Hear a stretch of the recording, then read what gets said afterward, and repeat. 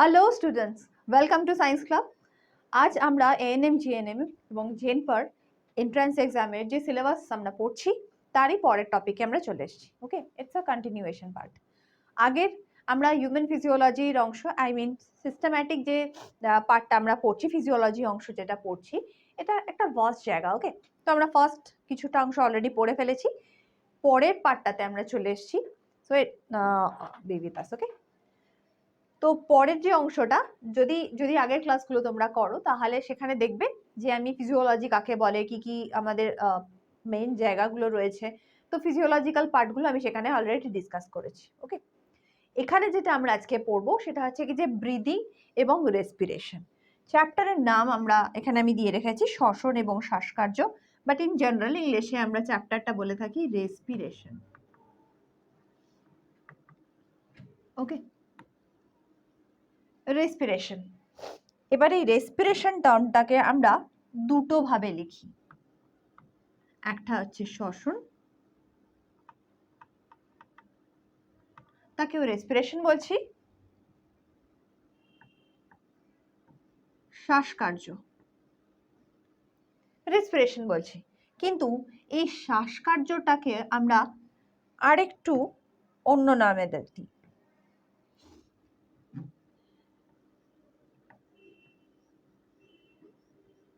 Breathing.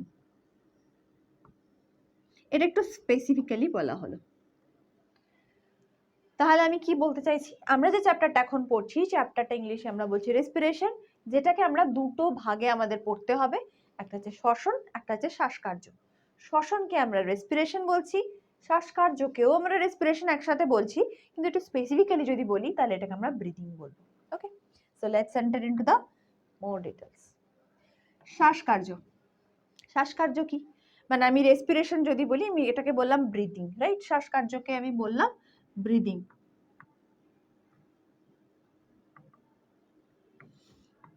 যে কোনো animal, যে কোনো প্লান্ট, যে কোনো অর্গানিজম, লিভিং অর্গানিজম তারা করে কি যে অক্সিজেন বাইরে থেকে নিচ্ছে, রাইট? গাছ থেকে অক্সিজেন নিচ্ছে,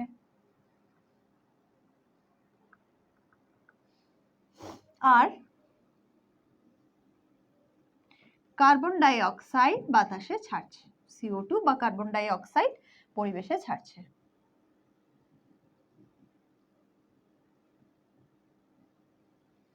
ওকে, প্লান্টের ক্ষেত্রে যদি দেখি তাহলে এটা উল্টো কাজটা করে।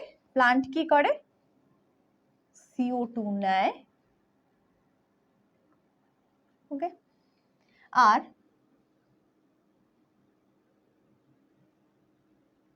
পরিবেশের মধ্যে অক্সিজেনটা দেয়।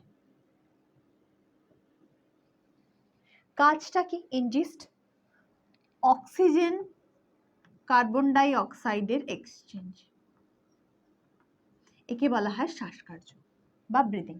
অর্থাৎ আমরা বা শ্বাসবায়ু নিচ্ছি এবং সেটাকে ত্যাগ করছি, দ্যাটস মেবি অক্সিজেন হতে পারে আর কার্বন ডাই অক্সাইড হতে পারে, প্লান্টের ক্ষেত্রে কার্বন ডাই অক্সাইড, whereas যদি আমি অ্যানিমালের ক্ষেত্রে দেখি তাহলে উল্টোটা আমরা কাজ করছি।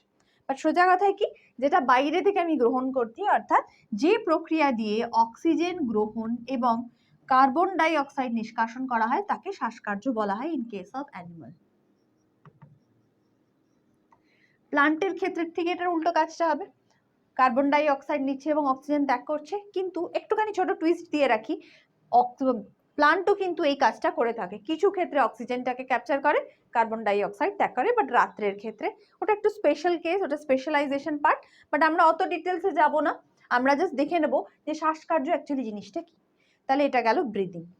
নেক্সট আমি আসছি, তাহলে শ্বসন কাকে বলছি? শ্বাসকার্য তো হলো, বুঝলাম, অক্সিজেন নিচ্ছি, কার্বন ডাই অক্সাইড ছাড়ছি বা উল্টোটা করছি, হোয়াট এভার দ্য থিং। শ্বসন হচ্ছে এই যে অক্সিজেনটা নেওয়া হচ্ছে, এটা কোথার মধ্যে ঢুকছে? এই অক্সিজেনটা ঢুকছে, সেই অক্সিজেন ঢুকছে সেলের মধ্যে, সেল বা কোষ। ওকে, সেল বা কোষের মধ্যে অক্সিজেনটা ঢুকছে, তাহলে বাইরে পরিবেশ থেকে অর্থাৎ প্লান্ট থেকে অক্সিজেন যাচ্ছে হচ্ছে কোষের মধ্যে। ওকে, কোষের মধ্যে কি হচ্ছে, এটা জারণ হচ্ছে, অর্থাৎ ভাঙছে, অক্সিজেনটা ভাঙছে। তো এই যে জারণ হচ্ছে অর্থাৎ ভাঙছে অক্সিজেনটা, পরিবেশ থেকে সেলের মধ্যে ঢুকলো, কোষের মধ্যে ঢুকলো, এবং কোষের মধ্যে সেটা ভাঙলো, ভেঙে কি দিল, এনার্জি, শক্তি, যেটা দিয়ে আমরা কি করি, কাজ, সব রকম কাজ, এই ফিজিক্যাল সমস্ত রকমের অ্যাক্টিভিটি গুলো আমাদের এই এই এনার্জিটার জন্য হয়ে থাকে, মানে উই নিড এনার্জি। এনার্জিটার একটা নাম আমরা পাই, যেটাকে আমরা বলে থাকি হচ্ছে এটিপি, অ্যাডিনোসিন ট্রাইফসফেট। ওকে, তো এই হচ্ছে কি যে শ্বসন। তাহলে শ্বসন কি হলো, শ্বসন এবং শ্বাসকার্যকে এবার আমি কম্বাইন করব, আমি দেখি তার আগে ডেফিনেশনটা একটুখানি বলে দিই, যে জৈব রাসায়নিক প্রক্রিয়া, হোয়াইট ইজ জৈব রাসায়নিক, অর্থাৎ জীব দেহের মধ্যে হচ্ছে জৈব রাসায়নিক প্রক্রিয়া। জীব পরিবেশ থেকে গৃহীত অক্সিজেন, বাতাস থেকে অক্সিজেন নিচ্ছে, দিয়ে কোষ মধ্যস্থ খাদ্যবস্তুকে ভাঙছে কাকে, সেলের মধ্যে এই যে অক্সিজেনটা রয়েছে এটা ভাঙছে কে, এটা ভাঙছে হচ্ছে কি যে ফুড সাবস্টেন্সটাকে। তার একটু স্পেসিফাই করে দিই, ফুড, অর্থাৎ আমরা ডাইজেশন পড়বো, ডাইজেশনের সাথে এটাকে আবার লিঙ্ক করে তোমাদের দেখাবো। তাহলে আমরা যে খাবারটা খেয়েছি এই অক্সিজেনটা থ্রু, অক্সিজেনটা দিয়ে ভাঙছে হচ্ছে ফুড সাবস্টেন্সটাকে, এটা আরো স্পেসিফাই হলো। দেন এই জারণ প্রক্রিয়ায় ভেঙে, মানে অক্সিজেনের জারণ প্রক্রিয়া এটা ভেঙে তৈরি করলো কি শক্তি, জারিত করে খাদ্যের স্থিতি শক্তিকে, খাদ্যের মধ্যে যে স্থিতি শক্তিটা রয়েছে সেটা গতি শক্তি রূপে রূপান্তর করলো, এবং উপজাত পদার্থ হিসেবে কার্বন ডাই অক্সাইড উৎপন্ন করে, তাকে শ্বসন বলা হয়। তাহলে এই যে এনার্জিটা তৈরি হলো, এনার্জি প্লাস আরেকটা জিনিস কি পেলাম, CO2, যেটা পরিবেশের মধ্যে কিন্তু দেবে। তাহলে রিলেশনশিপ আমাদের তৈরি হলো। আমি যদি আগের স্লাইডটা একটু দেখি, তাহলে শ্বাসকার্য অর্থাৎ অক্সিজেন নিচ্ছে, অক্সিজেন কোষের মধ্যে ঢুকছে, ঢুকে জারণ প্রক্রিয়ায় ফুড সাবস্টেন্সটাকে ভাঙছে, এনার্জি দিচ্ছে, কার্বন ডাই অক্সাইড বেরোচ্ছে, কার্বন ডাই অক্সাইড আবার চলে যাচ্ছে পরিবেশে। সেম ওয়েতে পরিবেশ থেকে প্লান্ট নিচ্ছে কার্বন ডাই অক্সাইড, এগেন তৈরি করছে অক্সিজেন, এগেন আমাদেরকে দিচ্ছে। তো এটা একটা সাইক্লিক প্যাটার্নে চলতে থাকে। ওকে, তো আমি এখানে কিছু প্রাণীর নাম এবং সাথে কিছু সারসংঘের নাম দিয়ে রেখেছি, দেখতেই পাচ্ছ, অ্যামিবা, স্পঞ্জ, হাইড্রা, এগুলো একদম ইনভার্টিব্রেট, মানে অমেরুদণ্ডী প্রাণী, যাদের পুরো দেহতল দিয়ে এরা শ্বাসকার্য করে, অর্থাৎ স্কিন, ময়েস্ট স্কিন বলে বেশি ভালো হয়। যাই হোক, এরা এমনিতেই জলেতে থাকে, ফ্রেশ ওয়াটার বা সল্ট ওয়াটার এখানে পাওয়া যায়, অর্থাৎ ওয়াটার বডিতে এরা থাকে। স্কিন দিয়ে এরা পুরো বডিতে ডিফিউশন অর্থাৎ ব্যাপন পদ্ধতিতে এরা কিন্তু শ্বাসকার্য চালায়। জোঁক, এদের দেহত্বক দিয়ে অর্থাৎ ভিজে ত্বক, আরশোলা, প্রজাপতি, ফড়িং, এদের শ্বাস ছিদ্র বা শ্বাসনালী রয়েছে, এটা স্পেশাল অর্গান, এদেরকে বলা হয় স্পাইরাকল, ইংলিশে আমরা স্পাইরাকল বলি। মাছ, চিংড়ি, শামুক, এদের ফুলকা থাকে। কই, মাগুর, এদের একটা অতিরিক্ত শ্বাসযন্ত্র থাকে, ফুলকার সঙ্গে থাকে, অতিরিক্ত শ্বাসযন্ত্র থাকে, তাতে হয় কি জলের বাইরে অনেক বেশিক্ষণ সময় এরা কাটাতে পারে। ব্যাঙাচি অর্থাৎ উভচর,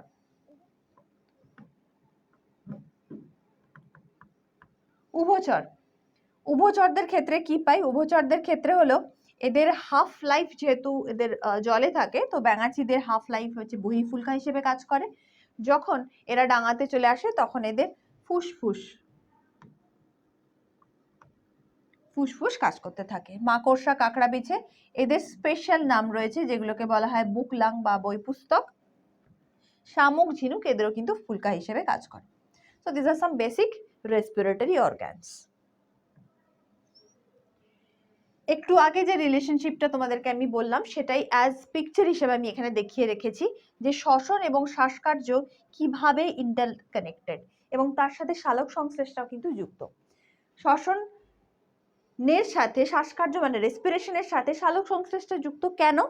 সালোক সংশ্লেষের থ্রুই কিন্তু এই অক্সিজেনটা প্রস্তুত করছে গাছ, রাইট? কার্বন ডাই অক্সাইডটা যে নিচ্ছে এবং অক্সিজেনটা বডি থেকে বাইরে পরিবেশে ছাড়ছে, তার মেন প্রসেসটাই কিন্তু সালোক সংশ্লেষ। তো রেসপিরেশন আর সালোক সংশ্লেষ কিন্তু ইন্টারকানেক্টেড। সালোক সংশ্লেষ বা ফটোসিনথেসিস। শ্বসন যন্ত্র কি কি রয়েছে আমরা দেখে নিই। মেন আমি হিউম্যানের উপর বেস করেছি, কারণ আগের অন্য অ্যানিমালগুলোর অঙ্গের নামগুলো আমি দিয়ে দিয়েছি, শ্বাসকার্য যেগুলো দিয়ে চালানো হয় সেগুলো আমি অলরেডি দিয়ে রেখেছি। সো এখানে আমি একটা বেসিক হিউম্যান রেসপিরেটরি সিস্টেম, হিউম্যানের সিস্টেমটা দিয়েছি, এটা একটা টিপিক্যাল সিস্টেম দেওয়া রয়েছে। ওকে, লেটস স্টার্ট ফ্রম দ্য নাসারন্ধ্র বা নাসাপথ। নাসারন্ধ্র থেকে অ্যাকচুয়ালি শুরু হয় যে শ্বসন তন্ত্রটা, হিউম্যানের তন্ত্রটা। গলবিল, ফ্যারিংস, ল্যারিংস বা স্বরযন্ত্র। ওকে, এটা দিয়েই আমরা অ্যাকচুয়ালি আমাদের যে গলার আওয়াজটা সেটা এখান থেকেই রিলিজ হয়। শ্বাসনালী, দেন ব্রঙ্কাস, ফুসফুস, লাং, মধ্যচ্ছদা, এটাকে ডায়াফ্রামও বলা হয়।